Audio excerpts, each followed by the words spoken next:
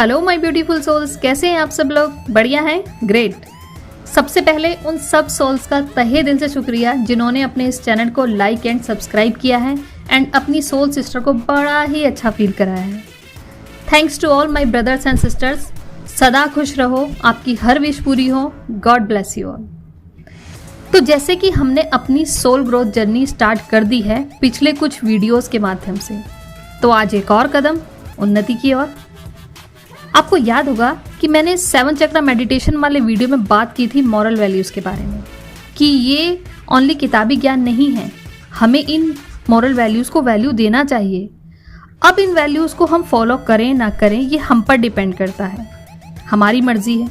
But Jin 12 universal laws के बारे में आज मैं बात करने वाली हूँ, हम चाहें ना चाहें हमारी लाइफ उनसे अफेक्टेड हो रही है और हर पल हो रही है। बस हम जानते नहीं हैं कि ये लॉज क्या हैं और हमारी लाइफ कैसे इनसे प्रभावित हो रही है। तो आज जान लेते हैं और ये भी जान लेते हैं कि कैसे इन यूनिवर्सल लॉज को पॉजिटिवली यूज़ करके हम अपनी लाइफ को एक पॉजिटिव डायरेक्शन दे सकते हैं, अपनी लाइफ को एक बेटर लाइफ में कन्वर्ट कर सकते हैं। तो चलिए, नेक काम में देरी कैसी, आज जान लेते हैं इनके बारे में। Let's begin. पहला लॉ है लॉ ऑफ वननेस, मतलब एक रूपता करना। हम सबको ईश्वर ने बनाया है, हम सब उसी की संतान हैं, सेम एनर्जी कैरी करते हैं, बस बर्तन अलग अलग है, यानी कि शरीर। सब सोल्स का ओरिजिन एक ही है, सबका मालिक एक। तो इस तरह से सोल लेवल पर हम सब एक हुए, करेक्ट। अब आप खुद सोचो कि क्यों हम किसी सेलिब्रिटी या स्टार की मौत पर इतना दुखी हो जाते हैं और उनकी सक्सेस पर खुश, जबकि हम कभी पर्सनली उनसे मिले नहीं होते, कभी उनसे बात भी नहीं की होती, बस एक इमोशंस का रिश्ता बन जाता है। क्यों जब किसी के साथ इनजस्टिस होता है तो पूरा देश एक साथ खड़ा होता है, तब यही नियम काम कर रहा होता है। हम एक दूसरे के इमोशंस को अफेक्ट करते हैं। क्यों? क्योंकि हम सोल लेवल से जुड़े हैं, सोल से जुड़े हैं। इसलिए मोरल ऑफ द स्टोरी कि हम सब एक हैं, गलती चाहे किसी की भी हो, सबको माफ़ करो, फॉरगिव करो, पुरानी बातों पर मिट्टी डालो और लाइफ में आगे बढ़ते चलो। चलते हैं दूसरे लॉ की तरफ, लॉ ऑफ वाइब्रेशंस, मतलब कंपन का नियम। फिजिक्स तो सबने पढ़ी होगी। इस दुनिया की हर चीज़ वाइब्रेशन में है, लगातार वाइब्रेशन में है, बस हमें फील नहीं होता क्योंकि इनकी फ्रीक्वेंसी हाई या लो हो सकती है। अब ये वाइब्रेशंस भी नेगेटिव या पॉजिटिव हो सकती हैं। ये वाइब्स आपकी इच्छाओं में, आपके थॉट्स में, आपके एक्शंस में भी होती हैं। तो जिस तरह की वाइब्रेशंस आप रखते हैं वो एक एनर्जी क्रिएट करती हैं और ये एनर्जी यूनिवर्स में जाती है और सेम एनर्जी की चीज़ या इच्छा को आप तक पहुंचाती है। इसलिए ऑलवेज खुश रहना, मोटिवेटेड रहना हाई वाइब्रेशन क्रिएट करता है। तो अब आप समझ ही गए होंगे कि हम हाई वाइब्रेशन में रहकर ही अपनी इच्छाओं की पूर्ति कर सकते हैं। आगे चलें। तीसरा लॉ है लॉ ऑफ अट्रैक्शन, यानी आकर्षण का नियम। यह नियम हमारे थॉट्स पर काम करता है। लॉ ऑफ वाइब्रेशन से थोड़ा मिलता जुलता भी है। कहने का मतलब है कि जो भी आप सोचते हैं फुल फोकस के साथ, नेगेटिव या पॉजिटिव, वो ही आप अपनी लाइफ में अट्रैक्ट कर लेते हैं। इससे काफ़ी सारे मेरे भाई बहन वाकिफ भी होंगे, बट जो नहीं हैं वो आज हो जाएंगे एंड मेरा नेक्स्ट वीडियो इसी पर होगा, उसमें थोड़ा डिटेल से जानेंगे इसको। तो निष्कर्ष यही है कि पॉजिटिव सोचो, पॉजिटिव ही होगा, यही सक्सेस मंत्र है। फोर्थ है लॉ ऑफ एक्शन। अर्थ तो आप समझ ही गए होंगे कि चाहे कितना भी लॉ ऑफ अट्रैक्शन समझ लें, वाइब्रेशंस हाई कर लें, जब तक इन थॉट्स को एक्शन में कन्वर्ट नहीं करेंगे तब तक रिजल्ट्स भी नहीं मिलेंगे। और सबसे बड़ी बात, इस धरा पर भगवान ने हमें इंसान का जन्म ओनली खाने पीने या नहाने धोने के लिए नहीं दिया है। हर किसी का यहाँ पर आने का कोई ना कोई उद्देश्य है, कोई ना कोई सोल पर्पस है। अपने लिए तो सब जीते हैं यार। लाइफ तो मीनिंगफुल तब है ना जब हम दूसरों के लिए कुछ हेल्प करें, दूसरों के लिए कुछ ऐसा क्रिएट करके जाएं जो बाद में भी उन्हें हेल्प करता रहे। चाहे फिर वो छोटा हो या बड़ा हो, इससे कोई फर्क नहीं पड़ता। भगवान हमारी इंटेंशंस देखते हैं, क्वांटिटी नहीं। देन मोरल यही है कि अपने थॉट्स को अपने कर्मों से सुंदर रूप दो, तभी सफलता मिलेगी। तो आगे चलते हैं लॉ नंबर 5 की तरफ, लॉ ऑफ कॉरेस्पॉन्डेंस, यानी आपके व्यवहार का नियम। आसान शब्दों में कहूँ तो जैसा चश्मा लगा के आप दुनिया को देखोगे वैसे ही रंग की दुनिया आपको दिखाई देगी। हम जैसे खुद होते हैं अंदर से, वैसे ही दुनिया, वैसे ही लोग हमारे आसपास होते हैं, हम उन्हीं पसंद करते हैं। होता है ना ऐसा? आपने नोटिस किया होगा कि स्कूल में भी जो ब्रिलियंट स्टूडेंट होते हैं उनका ग्रुप अलग होगा, है ना। एक अगर कोई बिजनेसमैन है तो उसके दोस्त भी बिजनेसमैन ही होंगे ज़्यादातर। एक सेलिब्रिटी है तो उसके सेलिब्रिटी। अगर कोई नशे का आदी है तो वो वैसी ही संगत पसंद करेगा। करेक्ट। तो एक कॉमन फैक्टर, एक कॉमन बिहेवियर होता है जो आपके फ्रेंड सर्कल में भी दिखाई देता है ना। सो अगर आपको अपनी सराउंडिंग्स को ठीक करना है तो पहले अपने आप को अंदर से बदलना होगा, खुद को ठीक करना होगा, तब आपके आसपास की दुनिया भी धीरे धीरे ठीक होती जाएगी। ये जो आपके आसपास की दुनिया होती है वो कहीं ना कहीं हमारे मन का ही आईना होती है।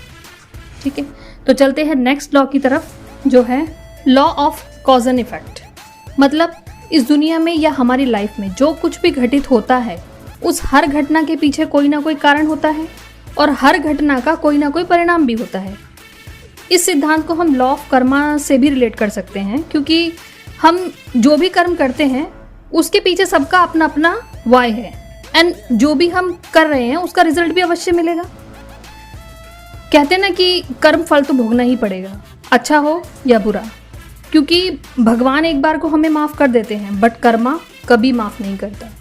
तो सीख यही है कि सद्कर्म करो, पुण्य मिलेगा। यहाँ पर एक बात और कहना चाहूँगी कि क्यों डरें कि ज़िंदगी में क्या होगा, क्यों डरें कि ज़िंदगी में क्या होगा, हर वक्त क्यों सोचे कि बुरा होगा। बढ़ते रहें बस मंजिलों की ओर, बढ़ते रहें बस मंजिलों की ओर, कुछ मिले ना मिले तजुर्बा तो नया होगा। मतलब भले ही काम का फल हमारे फेवर में ना हो, बट एक सीख मिल जाती है कि सेम गलती दोबारा नहीं दोहराएंगे और हम निखर कर आएंगे। रुख करते हैं नंबर 7 का, लॉ ऑफ कॉम्पनसेशन। इस सिद्धांत के अकॉर्डिंग हम जो भी काम करते हैं ईश्वर हमें उस काम के लिए कुछ ना कुछ रिवॉर्ड देते हैं, कुछ ना कुछ इनाम से नवाजते हैं। हमारी मेहनत रंग लाती है। इतना ही नहीं, यह नियम हमें हमारे पिछले जन्म के पुण्यों का भी फल देता है। हम बोलते हैं ना कि किसी में ये तो गॉड गिफ्टेड क्वालिटी है ना, वो यही होती है। वैसे तो हम सब अपने आप में यूनिक हैं, क्योंकि हर किसी में कोई ना कोई हुनर, कोई ना कोई गुड क्वालिटी, कोई ना कोई पैशन, कोई ना कोई हिडन टैलेंट ज़रूर छुपा होता है। बस ज़रूरी है तो उस टैलेंट को, उस पैशन को बाहर निकालने की, अपने आप में सर्च करने की ज़रूरत है कि कुछ तो ऐसा ज़रूर होगा जिसे आप अपने मन से करना चाहोगे और आप उस काम से कभी भी बोर फील नहीं करोगे। यही वो काम है जो आपको लाइफ में सक्सेस दिला सकता है, आपको लाइफ में बहुत आगे ले जा सकता है। तो गौर करो, सही से पहचानो और उस पर काम शुरू कर दो। तो नेक्स्ट है 8 है लॉ ऑफ एनर्जी ट्रांसम्यूटेशन। यह नियम एनर्जी की क्वालिटी को दर्शाता है कि एनर्जी किसी की निजी प्रॉपर्टी नहीं है, ना तो इसे क्रिएट किया जा सकता है और ना ही इसे डिस्ट्रॉय किया जा सकता है। इसका केवल रूपांतरण संभव है जो यूनिवर्स में निरंतर लगातार हो रहा है। कहने का मतलब है कि परिवर्तन वक्त के साथ साथ हर चीज़ में, चाहे माइनर या मेजर तरीके से हो ही रहा है। और हम कहते भी है ना कि परिवर्तन ही प्रकृति का नियम है। तो हम देख भी रहे हैं कि जैसे हम पहले थे आज हम वो नहीं है, और जैसे हम आज हैं वैसे कल नहीं होंगे। सो टीचिंग इज़ कि रिजिड मत बनो, वक्त के साथ साथ अपने आप को, अपनी सोच को अपग्रेड करते रहो, यही आपकी सक्सेस में हेल्प करेगा। रुख करते हैं 9वें नियम, लॉ ऑफ रिलेटिविटी का। सब मिल जाए यूं ही ये आसान कहाँ, सब मिल जाए यूं ही ये आसान कहाँ, और जो मिले आसानी से वो मुझे राज कहाँ। कहने का मतलब है कि अगर आपने अपनी लाइफ में कुछ बड़ा गोल सेट कर लिया है तो वो इतनी आसानी से नहीं मिलेगा। फेलियर्स, टेस्टिंग्स आपको फेस करने ही पड़ेंगे, क्योंकि ये प्रकृति आपको उस गोल तक पहुंचाने के लायक बना रही है। आपको ऐसा बार बार लगेगा कि कुछ हो नहीं रहा, पता नहीं होगा कि नहीं होगा, मेरे साथ ही ऐसा क्यों। बट बिलीव रखिए, आपको ऐसा लग रहा है कि आपके लिए कुछ नहीं हो रहा, बट ब्रह्मांड में आपके लिए कुछ ना कुछ ज़रूर हो रहा है। और जब आप उसके लायक बन जाएंगे वो चीज़ आपको मिल जाएगी। अपना और ईश्वर का रिलेशन मजबूत कीजिए, अपने इंट्यूशंस को सुनिए, डिसीज़न लेते वक्त मन को सुनिए। और वो मन मूवी में शर्मिला जी बोलती है ना कि दिमाग हमें बहका सकता है पर मन कभी धोखा नहीं देता। हमेशा अपने मन की बात सुनो तो जीवन में खुशियाँ ही खुशियाँ आएंगी। तो ये बात सच भी है। आप भी अगर कभी कुछ करने वाले हो ना, कुछ डिसीजन ले रहे हो, कुछ काम कर रहे हो, तो उससे पहले अपनी फर्स्ट फीलिंग को चेक करना कि वो कैसी है, गुड कि बैड।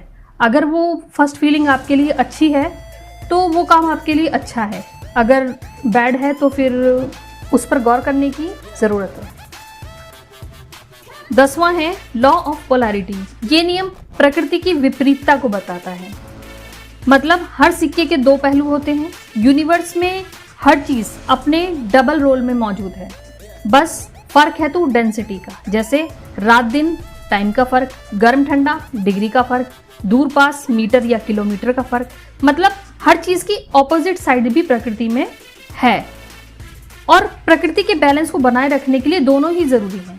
तो ये लॉ हमारे काम के दोनों साइड्स को ठीक से ऑब्जर्व करके सही डिसीजन लेने में हमारी हेल्प करता है कि हमें कोई भी काम करने से पहले उसकी दोनों साइड्स को ठीक से देखकर और फिर डिसीजन लेना चाहिए। ठीक है, ऐसा करके हम अपनी सक्सेस के चांसेस को बढ़ा सकते हैं। अब जैसे हमें अपनी क्लास में अगर टॉप करना है तो उसके लिए हमें पढ़ना होगा। ऑल द टाइम टीवी देखकर हम टॉप नहीं कर सकते। तो जो पाना चाहते हो उसके लिए जो ज़रूरी है उस काम पर फोकस करो। ठीक है, अब आगे चलते हैं। नियम नंबर 11, लॉ ऑफ रिदम, मतलब लय। प्रकृति में कुछ भी परमानेंट नहीं है। एक दिन सबको अपने एंड पे जाना है, हर चीज़ को। यह नियम कहता है कि हर चीज़ एक पैटर्न में फिक्स है। जैसे प्लैनेट्स अपने पैटर्न में है, टाइम का भी अपना एक पैटर्न है, सीजन्स का भी अपना एक पैटर्न है, कई चीज़ों का प्रोसेस भी फिक्स है, जैसे डेथ एंड बर्थ का प्रोसेस है। देन सीख यही है कि हमें अगर फ्रूटफुल रिजल्ट्स पाने हैं तो उसके प्रोसेस पर फेथ रखना पड़ेगा, सब्र रखना पड़ेगा, क्योंकि सोना भी एक सुंदर आभूषण तभी बनता है जब वो एक प्रोसेस से गुजरता है। ठीक है, and last, law of gender. ये सिद्धांत कहता है कि पूरे यूनिवर्स में दो तरह की एनर्जी एग्जिस्ट करती है। एक है फेमिनिन एनर्जी और एक है मस्कुलाइन एनर्जी, जिसे हम शिव शक्ति या यिन यांग के नाम से भी जानते हैं, और ये हर मनुष्य में भी होती है। अब मेरे कई भाई लोग सोचेंगे कि नाना मुझ में तो नहीं है फीमेल एनर्जी, और कई मेरी बहनें मुस्कुराएंगी और कहेंगी क्या बात कर दी, हम में और मेल एनर्जी। तो है मेरे भाई और बहनों, दोनों में, पूरी प्रकृति में मौजूद है। तभी तो कोई चीज़ या तो होता है या होती है, सिंपल। पूरी प्रकृति का सृजन ही तभी संभव है जब ये दोनों एनर्जीज बैलेंस में है। एक नई जिंदगी भी इस दुनिया में तभी आती है जब ये दोनों एनर्जीज आपस में मिलती हैं। तो प्रकृति जिस तरह से बैलेंस बना के स्वीकार करके इसे आगे चल रही है, उसी तरह से हर मनुष्य को भी अपने अंदर, अगर वो मेल है तो फीमेल एनर्जी को स्वीकारे और बैलेंस रखे। इसी तरह अगर कोई फीमेल है तो मेल एनर्जी को स्वीकारे, बैलेंस रखे, रिस्पेक्ट करे और आगे बढ़े। सो लॉज हुए पूरे 12। मिलते हैं दोबारा नेक्स्ट वीडियो में। अभी आपको only law of action use करना है, यानी लाइक और सब्सक्राइब करना है। मिलते हैं नेक्स्ट वीडियो में, तब तक के लिए नेक काम करते रहिए। यही काम सुंदर रूप लेकर आपके पास लौट कर आएंगे। तो thank you so much and bye bye.